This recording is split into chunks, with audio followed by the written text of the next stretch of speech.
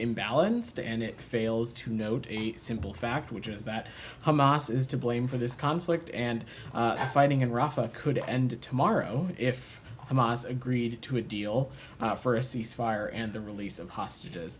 It's important that the United Nations not erase Hamas's role from this conflict or ignore its repeated violations of international law. But beyond that, I'm just not going to get ahead of the process. Would you veto it as it stands now? That would be me getting ahead of the process, which is what I said I was just not going to do.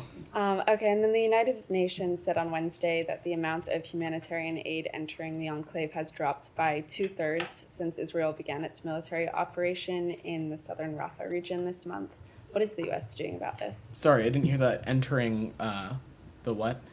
The amount of humanitarian aid entering Gaza. Got it. Right. Sorry, I didn't hear that. I just wanted to make sure. So, look, we have urged Israel to allow increased assistance into Gaza through as many points as possible and to ensure the safe and secure distribution of aid throughout the region. We've also called for consistent access through Rafa and Kerem Shalom crossings to prevent harms to civilians reliant on aid, and we're continuing to work with partners in Israel and Egypt to do everything we can to ensure as many of those crossings as possible are as open and can serve as conduits for additional humanitarian aid.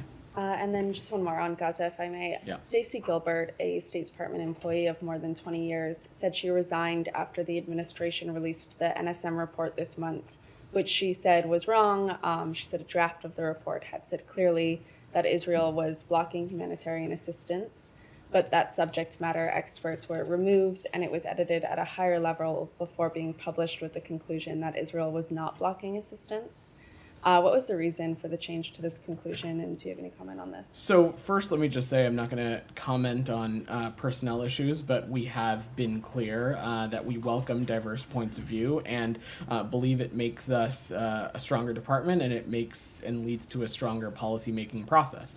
The Secretary and department leadership will continue to seek out a wide range of views because we think it improves our policy-making process. As I said, we continue to press the government of Israel to avoid harming civilians and urgently expand humanitarian access to and inside Gaza. And this includes the provision of life-saving assistance, allowing fuel entry, and ensuring the safe freedom of movement for humanitarian workers. What I can say on the National Security Memorandum 20 and the process, and we spoke a little bit to this about when the report was released, is that this was a joint State Department, Defense Department report. It reflected input from across the interagency, including the intelligence community, including our embassies and consulates in the relevant countries that are laid out in the NSM,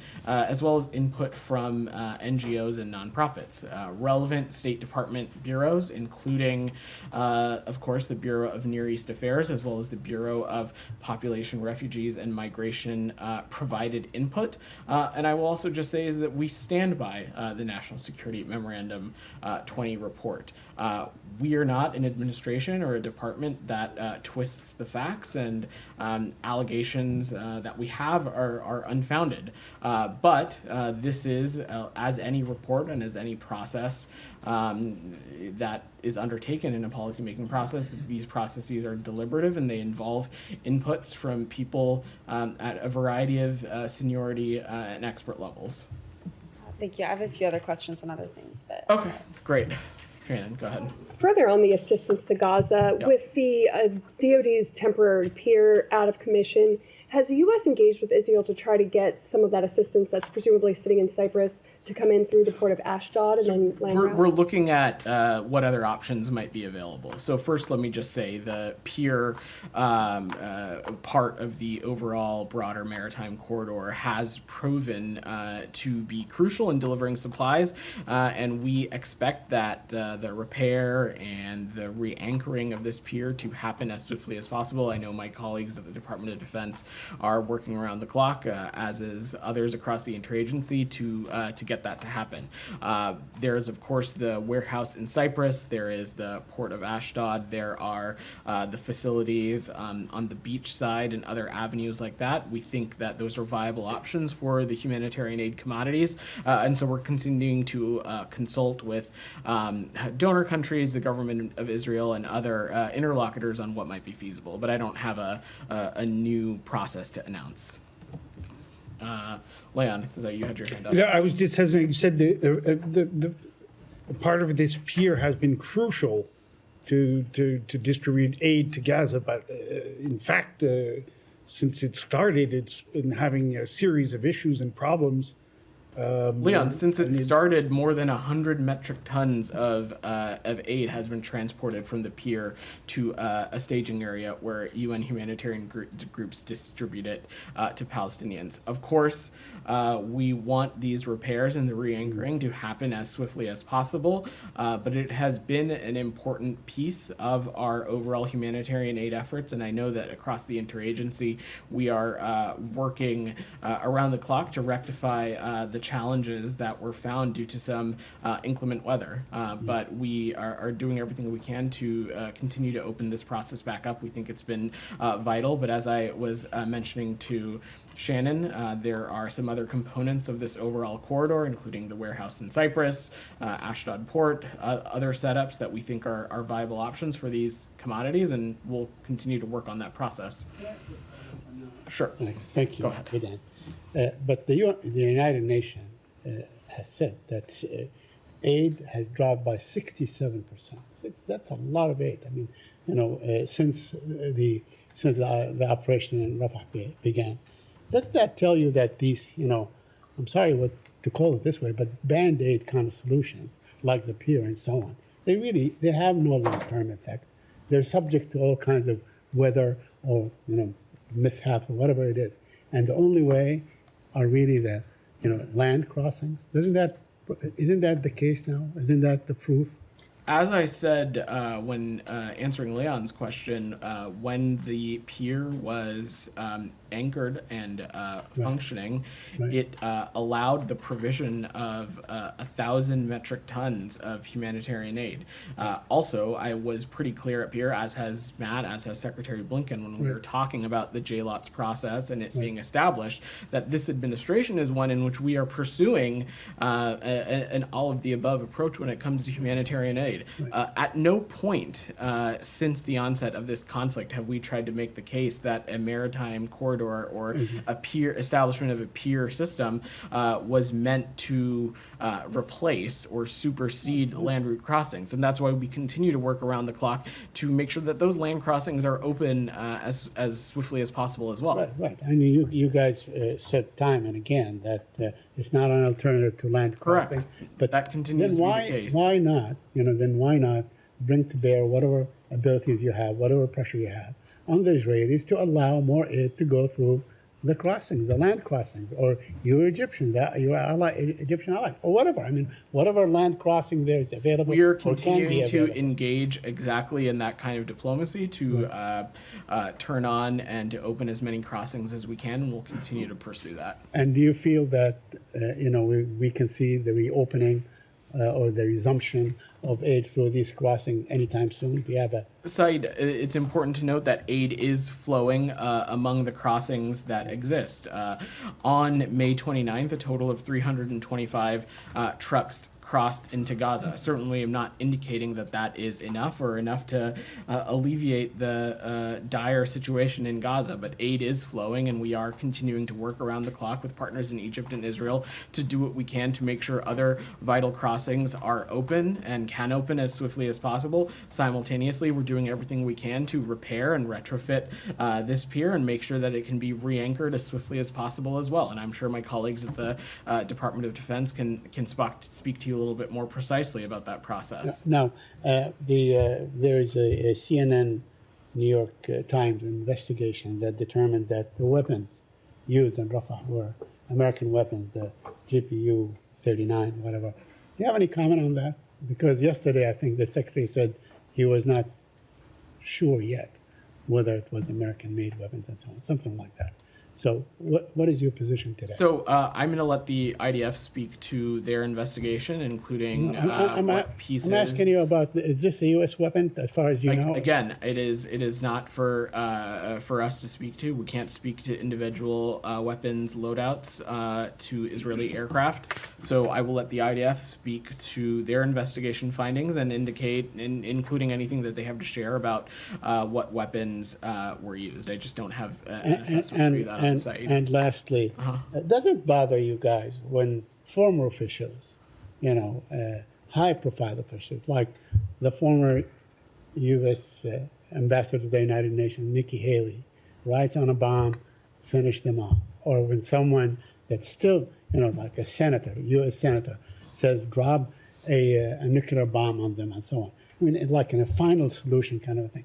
Does that really bother you? Do you feel disgust? Do you feel that, maybe you ought to issue a statement? If somebody said this about any other group of people and so on, I think you would probably be disgusted. You would say, this is terrible, this is awful. What is your position on what they say? Saeed, Ambassador Haley is a private citizen, and what we're focused on is the diplomacy and the task at hand. We're focused on doing everything we can to get this conflict to end, to secure a ceasefire that is coupled with the release of hostages, a ceasefire that can be coupled with an additional influx of humanitarian aid, one that ensures Palestinians in Gaza are protected, have their humanitarian needs met, a ceasefire that will help identify a vision for the post-conflict of Gaza, a Gaza that can no longer be a springboard of terrorism, and a Gaza where Palestinians and in a separate state, Israelis can live with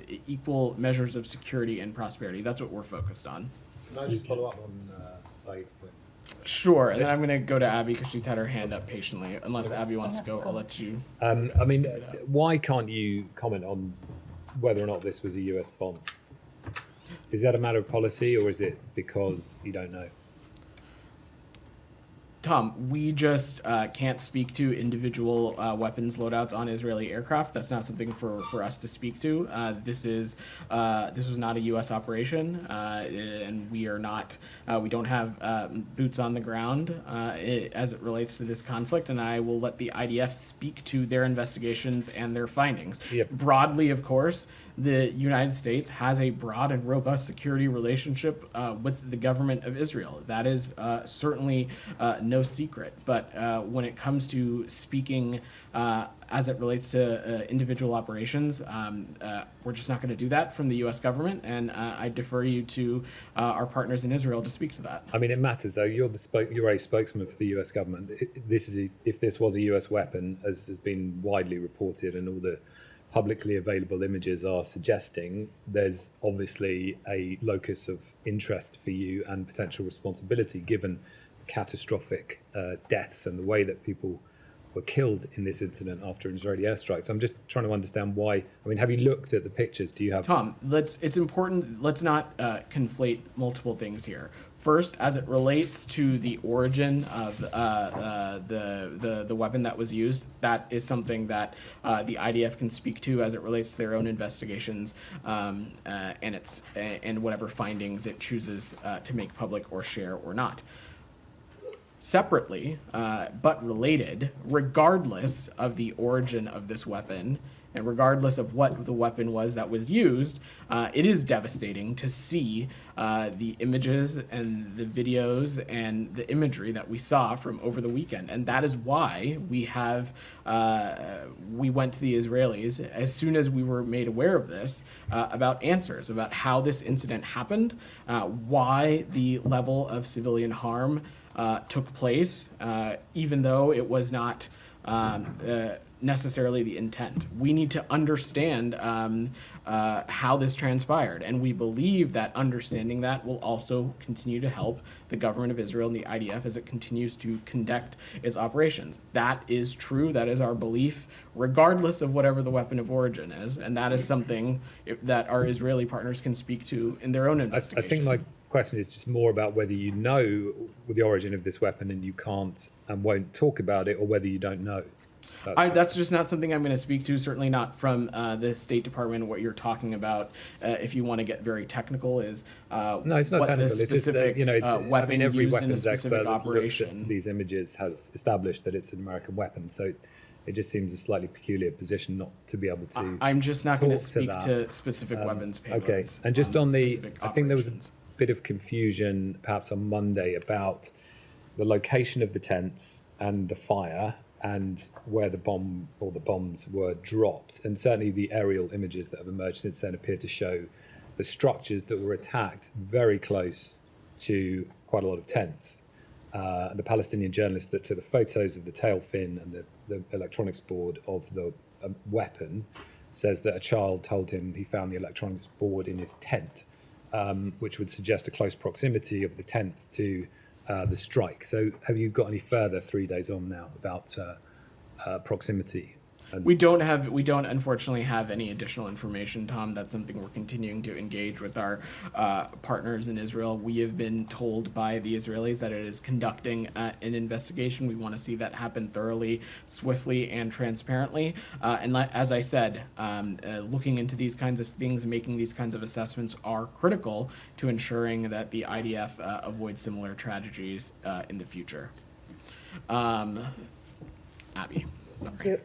The Secretary said yesterday that in light of the horrific consequences for their actions within Rafa, they have to consider whether the incremental gains made against Hamas are worth those unintended consequences. Does the administration believe that Israel is moving closer to that red line that they drew for reconsidering supplying U.S. weapons?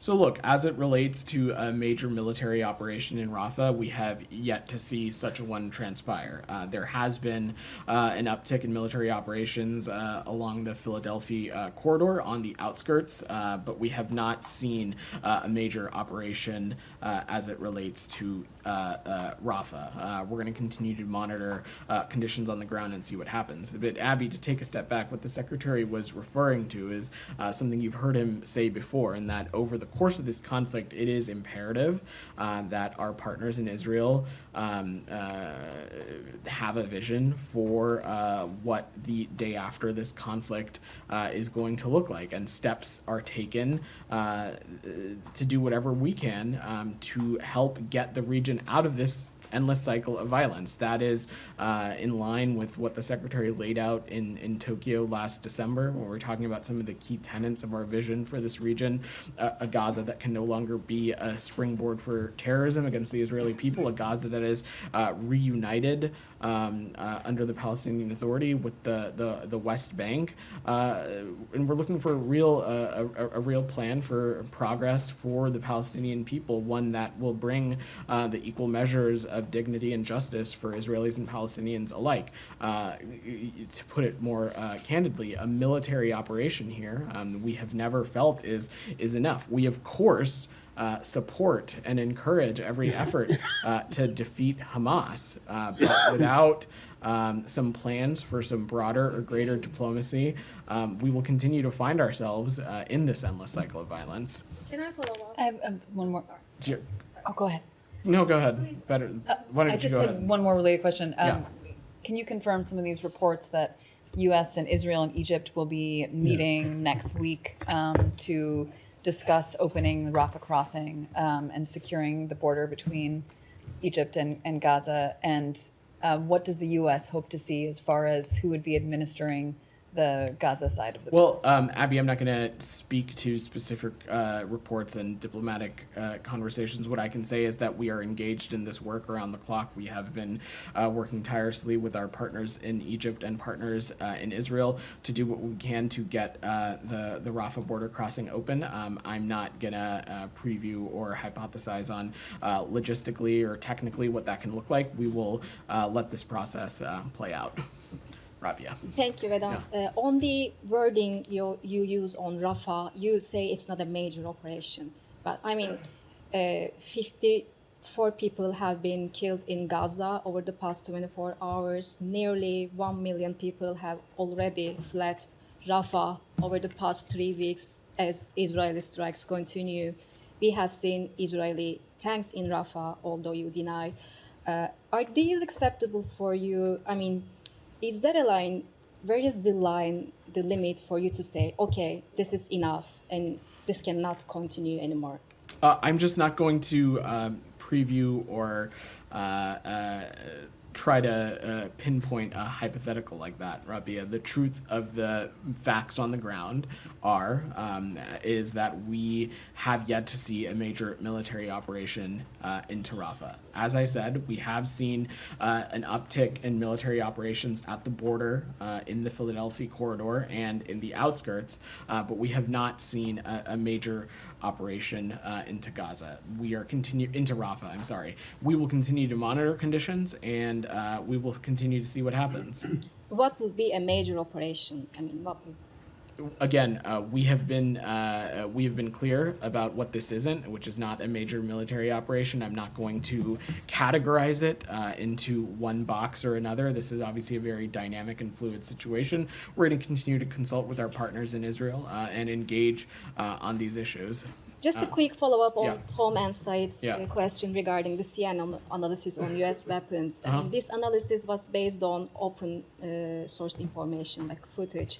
Why isn't the State Department able to make a similar assessment based on, instead of relying on the IDF investigation? We're just not going to speak to individual weapons loadouts on particular aircraft. That's not something we're going to get into from here, and I will leave it to the IDF to speak to anything that they want to share as it relates to their findings in an investigation that they have underway.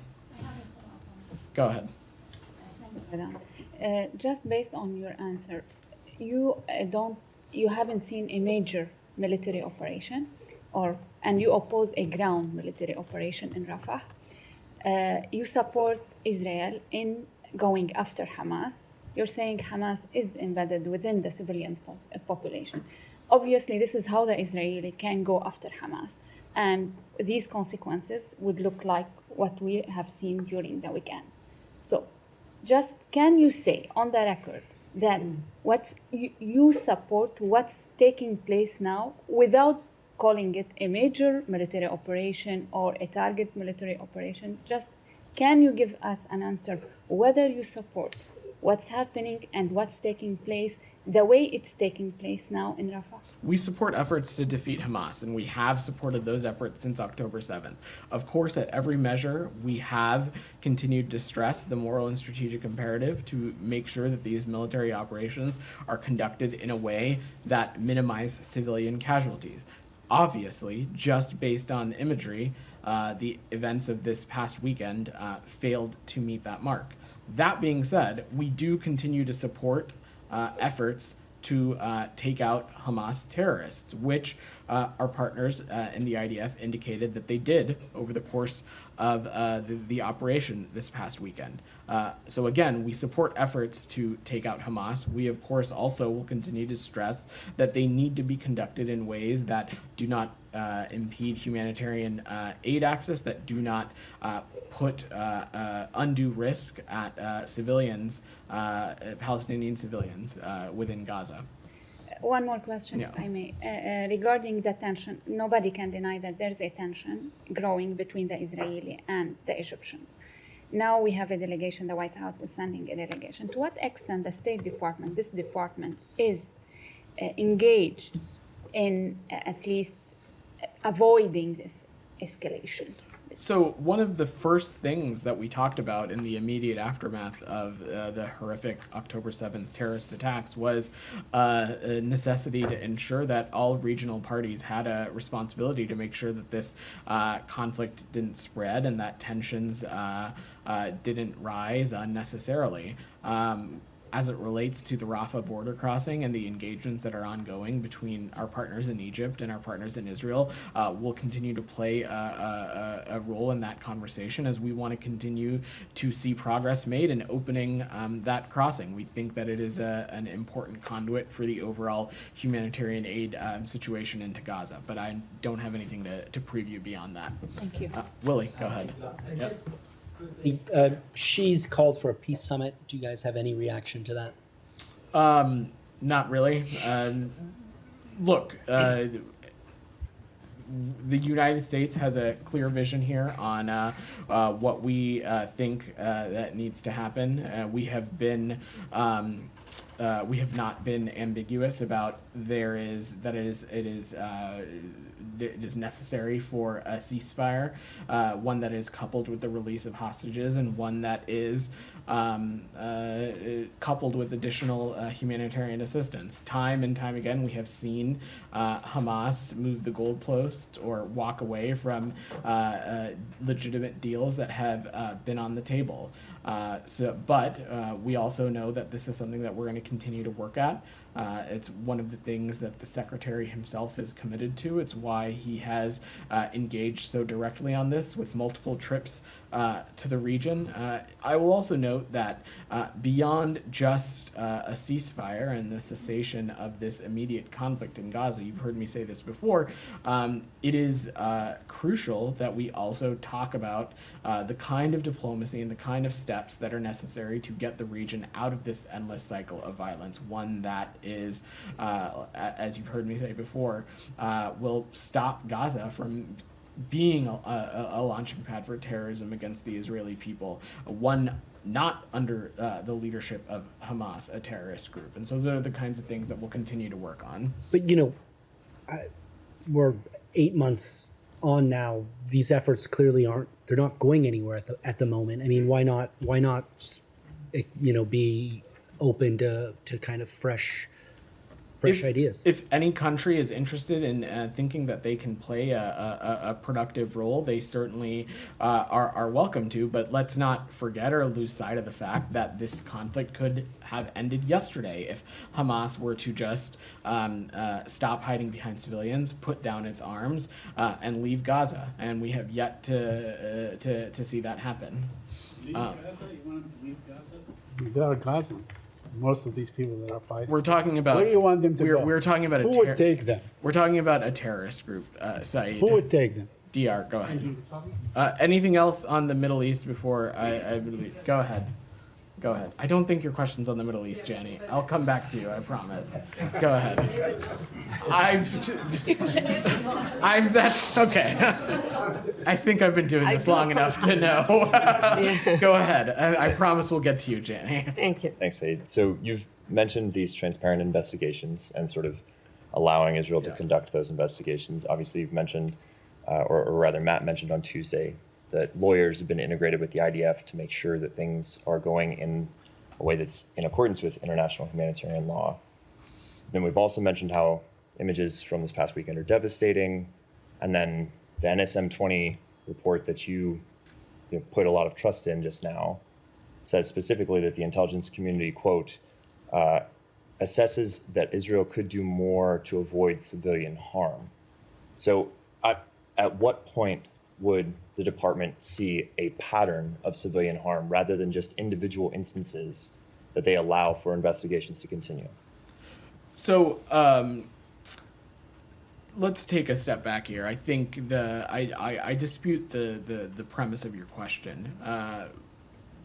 There has not been any indication over the course of this conflict any kind of intentional targeting or harm of civilians. What we are talking about is a primary belligerent, Hamas, that has a clear track record of co-locating itself among civilians and civilian infrastructure. And so that has created an incredibly complicated and complex warfare scenario in Gaza right now. That does not, however, minimize the strategic and moral imperative that our partners in Israel have to ensure that when they conduct military operations, that risk and casualties to civilians are minimized as significantly as possible. And over the course of this past weekend, the images and the videos that we've seen have been incredibly heartbreaking. And we are trying to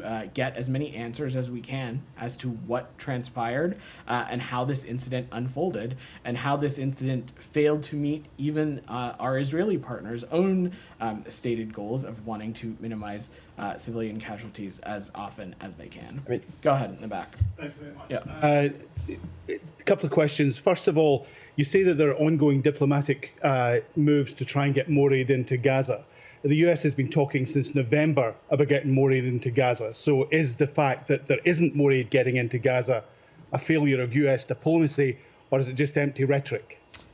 Over the course of this conflict, it is because of U.S. engagement that we have continued to push the ball forward on humanitarian aid. No one has ever stood up here and tried to make the case that the humanitarian aid that we're seeing has been sufficient enough or a silver bullet to address the dire consequences that the Palestinian civilians are facing in Gaza right now. But it is because of American diplomacy and American engagement, specifically by this president and this Secretary of State, that we have continued to see progress on humanitarian aid. No one across this administration has ever made the case that it is enough. I'm not saying that today, but it is because of American engagement that we are seeing some small steps in the right direction, and we will continue to press our partners in Israel when we have seen things that do not meet the mark. As I was answering Saeed's question earlier, or it might have been Tom's,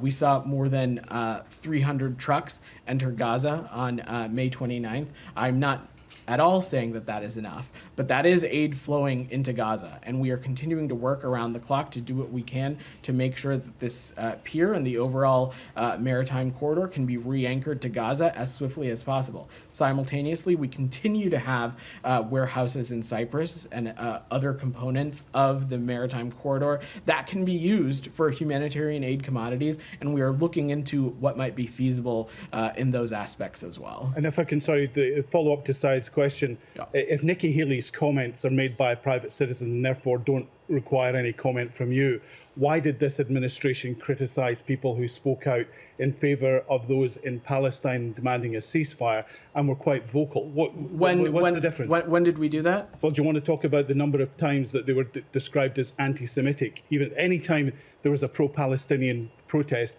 it seemed to be that the administration was quite happy. You are conflating 6 different things, and your question is a little bit not on the level. Let's talk about the facts here. Protests, whether they be on college campuses or elsewhere, they inherently are not anti-Semitic.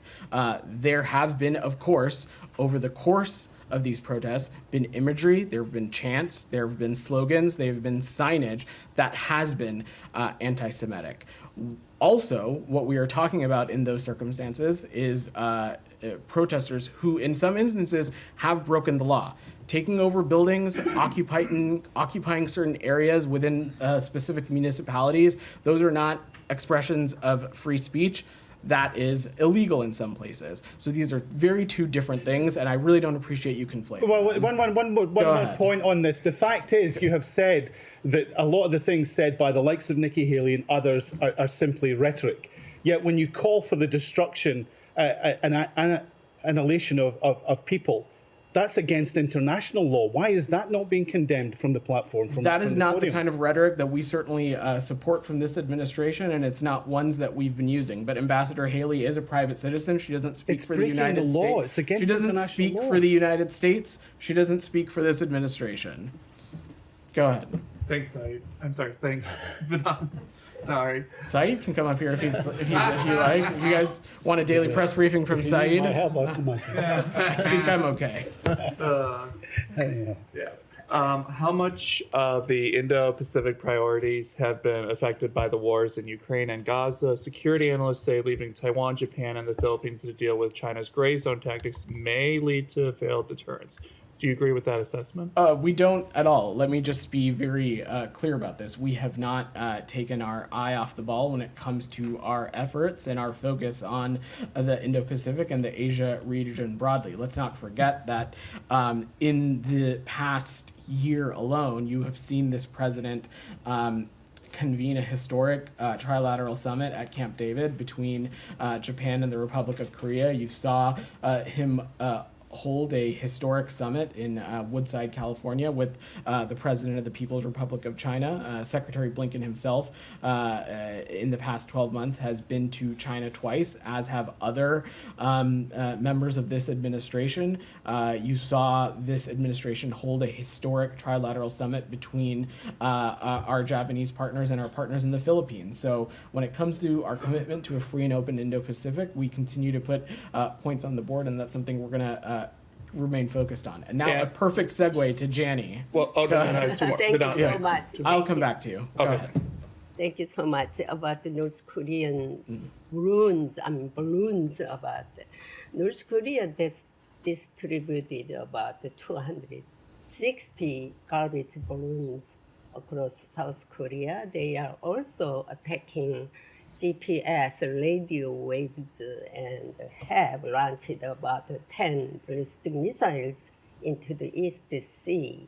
What can you say about North Korea continuing its provocation in the various ways? We continue to call on the DPRK to refrain from provocative actions and return to diplomacy. We condemn the DPRK's May 29th ballistic missile launch, and these launches, like other ballistic missiles, are in violation of multiple UN Security Council resolutions. They pose a threat to regional and international peace and security, and undermine the global and security, the global non-proliferation regime.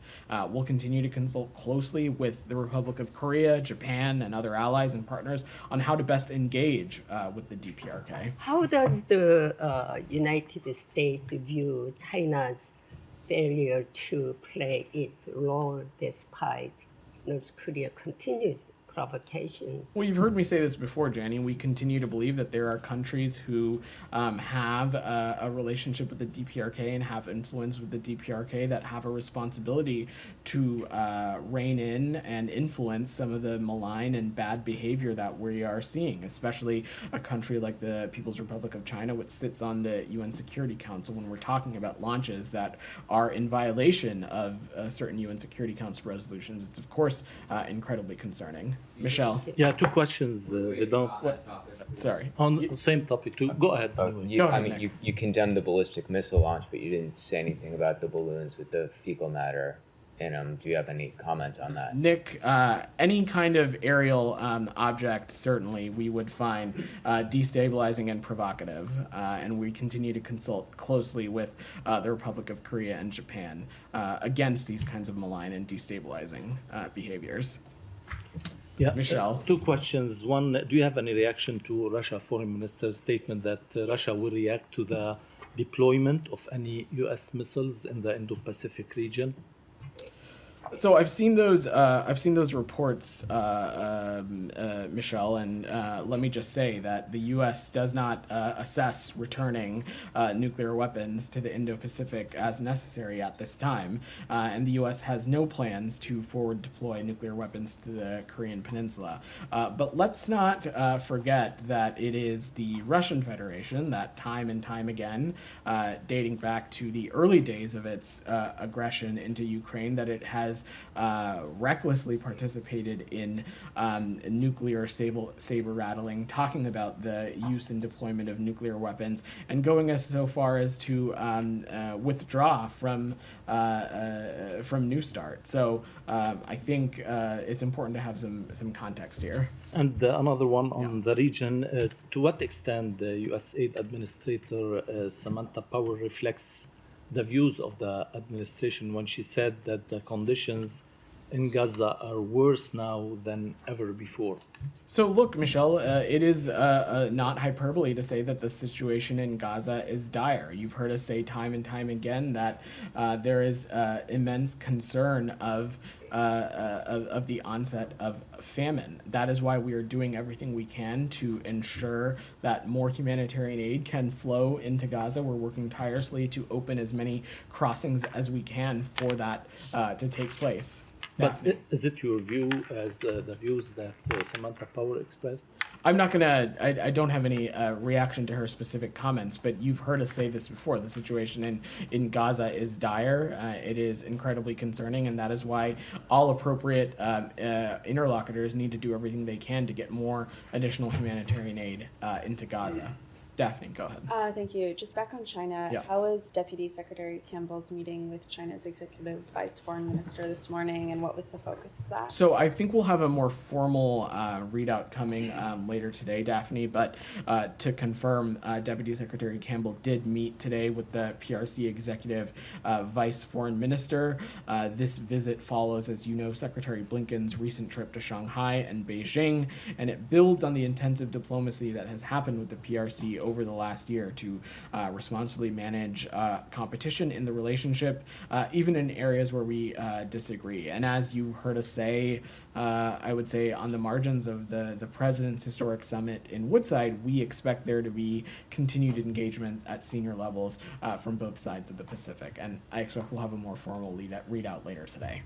Campbell yesterday placed blame on Chinese leadership for supporting Russia's war in Ukraine. Is the U.S. considering sanctions against Chinese leadership? We certainly would not preview sanctions from up here. You know that by now, Daphne. But this is something that we have talked about pretty clearly before, that this is a point of view that's not just held by the United States, but also held by the G7, the EU, and NATO countries as well, is that PRC support and the reconstitution of the Russian defense industrial base, it not only threatens Ukrainian security, it threatens European security. And we've made that clear in our engagement. The Secretary did when he was in the region. And if China does not curtail its support for Russia's defense industrial base, the U.S. Will be prepared to take further steps. But I'm not going to get into that from up here. Go ahead. Thank you. Oh, do you have one more? I've got a question on Sudan. I don't know. I'll come back to you on that. Thank you, Vedant. Yeah. Couple of days ago, hundreds of protesters in Pakistan's Punjab province attacked a Christian community over blasphemy charges. We have seen some horrifying images, and this is not the first time Christians in Pakistan are facing such kind of attacks. So do you have any comments on that? So we are aware of recent media reports of mob violence and blasphemy charges against a Christian man over alleged desecration of the Quran. And as we've previously stated, we are always concerned by incidents of religiously motivated violence. Violence or the threat of violence is never an acceptable form of expression, and the U.S. Uniformly opposes blasphemy laws everywhere in the world, including in Pakistan. 5 Pakistani soldiers were killed in a gun battle with terrorists at the Pak-Afghan border region. And these terrorists who are regrouping in Afghanistan are not only targeting Pakistani security forces, but also targeting girls' schools and those who are trying to maintain peace in the tribal belt. Pakistan and U.S. recently held counterterrorism dialogue where Pakistan is seeking some modern weapons from U.S. You have anything to say? So we are aware of reports concerning the deaths of Pakistani soldiers that were conducting operations along the Afghan border. And you are right, we are in regular communication with Pakistani leaders as part of our counterterrorism issues. And we're going to continue to discuss regional security in detail, including through high-level engagements, working-level engagements, and other extensive bilateral consultations. One last question, if I may. Czech Republic is working on the extradition of Nikhil Gupta to the U.S. Gupta is, accused of involvement in the plot to kill Khalistani leader Gurpatwant Singh Pund in New York. He was named in an indictment filed by U.S. prosecutors. Do you have any details on that? So I would just refer you to the Department of Justice, who can speak to that. We're not going to comment on pending extradition matters. Jalil, go ahead. Thank you very much, Mr. Vedant. Only two. Matt Miller had called milestone to this Chief Minister of Punjab. She just introduced these laws which are condemned by the International Federation of Journalists and almost every single media union in Pakistan. Do you condemn that, or do you want to take maybe that milestone statement back from her? I'm not aware of the specific policy, Jalil, so I would have to get back to you on that. Our comments that day were about the trailblazing candidacy of herself and her profile and background, and what it has contributed to her getting that position. It was not a reflection of any specific policy, which, like I said, I'm not aware of these. I'm not seeing these similar reports. We're happy to look into it. Just one more. Yeah. Yes, please do look into it, because she was convicted in Supreme Court. Go ahead. Just second one is, last 2 years I have been raising this not because I have some personal interest, Pakistan's issue, and I compare it with Afghanistan. So when the US withdrew from Afghanistan, the currency in Afghanistan was 70, now it's 77. Pakistan rupee was 125, now it's 270. Last week, Dubai leaks happened where $12 billion of Pakistani businessmen, they send it to Dubai to purchase property, where at the same time, Pakistan is begging for 1 billion, 12 billion. And you have a prime minister who is openly insulting serving chief justices. Is there a question here? Yes. Are you at all worried about Pakistan? Like, these facts that I'm presenting you, these are facts, like not Imran Khan related. So again, you've heard me say this before. We have a deep relationship with Pakistan over a number of key areas, and we'll look for ways in which we can continue to deepen cooperation, particularly in the areas of the economy and security as well. Geeta, go ahead. Thank you so much. Go ahead, Geeta. Thanks. Yeah. Today's UN General Assembly program in honor of the Iranian president who was killed last week, it seems like it didn't go as planned. It was much shorter. The U.S. didn't participate. Many European allies didn't participate. I was wondering what your take is of this low turnout in view of the fact that this was planned well in advance and everybody knew about it. I imagine that the low turnout is a reflection of the Islamic Republic's standing in the world and its track record as the largest exporter of terrorism and its continued role in provocative and malign and destabilizing activities, not just in its immediate region, but also more broadly as well. Last week, a mosque in Maryland, right here in the suburbs of D.C., held a ceremony for Raisi. A group of Iranian dissidents went there to protest. An Iranian individual who is clearly a supporter of the Islamic Republic, showed a throat cut gesture to the organizer of that protest. Was wondering, now the individual who was threatened has taken this to court. The court is going to be dealing with it, but I was wondering if you have any comments on that. So I think it goes without saying that threatening anybody on U.S. soil is intolerable and something that we have taken very seriously throughout this administration. And we will continue to work across the government to respond to any threats on U.S. soil. Representatives of authoritarian regimes cannot openly threaten or attack citizens without facing consequences. And citizens and civil society groups here in the United States are protected in their rights of expression and their rights of free speech without facing any consequences. Nick, go ahead. Haiti. Anything else on? Yeah, go ahead, Abby. Germany and other EU countries have been pushing for the larger EU to designate the IRGC as a terrorist organization. What is the U.S. position on this? Are you urging your European partners to take this step? Well, let me just say unequivocally that the IRGC is a menace to the world. We absolutely support efforts to designate the IRGC a terrorist organization, and we support those efforts worldwide. As you know, this is something that the United States has done already, designating the IRGC, and it is a terrible purveyor of terrorism that we believe affects the entire world. One more. Sure. It's been 18 months since a resolution was passed at the IAEA against Iran for their failure to comply with their investigation into their undeclared nuclear sites. Given the rapid development of their program since then, is the U.S. in support of pursuing another resolution against Iran for their failure to comply? And if not, why not? We're continuing to remain tightly coordinated on this with our E3 partners. No decisions have been taken with respects to any particular upcoming Board of Governors meetings, but I will just say is that we, the United States, are actively increasing pressure on Iran through a combination of sanctions, deterrence, and international isolation. We'll continue to pursue those lines of efforts also. DR, go ahead, and then Nick, I'll come to you and we can try and wrap up. Two questions, one on the Kurds and the other one Uh-huh. on Rojava. As you were closely engaged with the Kurdish political parties and also with the Kurds about the election, recently the Iraqi High Commission, Electoral Commission requested the Kurdistan Region President to reschedule the election to September 5th.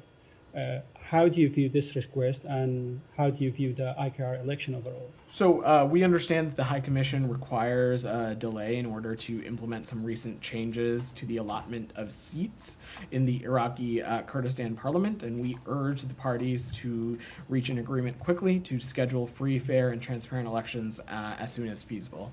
And secondly, question on election, but this time on Rojava. The Autonomous Administration of North-East Syria, Rojava, they are going to have an election on June 11th. Does the U.S. representative to Syria monitoring this election, and how do you view the process of that election in Rojava? So you've heard us say this before, that any elections that occur in Syria should be free, fair, transparent, and inclusive, as is called for in UN Security Council Resolution 2254, and we don't think that the conditions for such elections are in place in northeast Syria in present time, and we've conveyed this to a range of actors in northeast Syria. Nick, go ahead.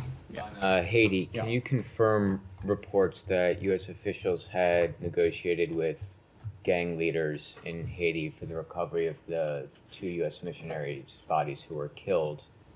And then also, do you know if those bodies have been repatriated? What I can say, Nick, is that those bodies have been repatriated. They are in the United States now. I'm not going to get into the deliberations beyond that. I will just echo what you heard the department say over the weekend, which is that we extend our deepest condolences to the families of these 2 American citizens. On behalf of the president, our ambassador in Haiti has been in touch with the families. This department has been in touch with the families, and we know that they are experiencing unimaginable grief. I can also add that today was when those repatriations happened in line with the family's wishes, and so our officials in Port-au-Prince worked with the families to make arrangements for those transports back to the United States. Daphne. Yeah. So Sudan's army yesterday rejected a call to return to peace talks with the RSF following a conversation between Burhan and Blinken. Burhan's number 2 on the country's Transitional Sovereign Council said the army would not go to Jeddah and, quote, whoever wants us to should kill us in our country and take our bodies there, unquote. Do you have concerns about this messaging, and what was Blinken's message in the call with Burhan about the Jeddah talks? So broadly, Daphne, I can just say is that we're engaged in intensive diplomacy to end this war and to mitigate the humanitarian crisis and to prevent future atrocities. As you noted, the Secretary spoke with General Burhan earlier this week, and the point of that conversation was to press him to end the conflict in Sudan and to resume negotiations under the Jeddah platform and enable unhindered humanitarian access, including cross-border and cross-line, to alleviate the suffering of the Sudanese people. All right, thanks everybody. Thanks everybody. You said you'd get back to me.